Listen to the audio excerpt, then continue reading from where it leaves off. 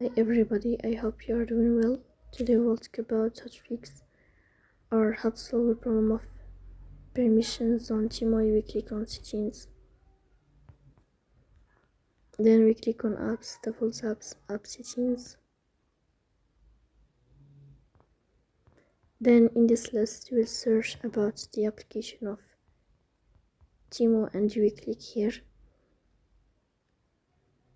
In this page of app info you will click on first stop and you will click OK.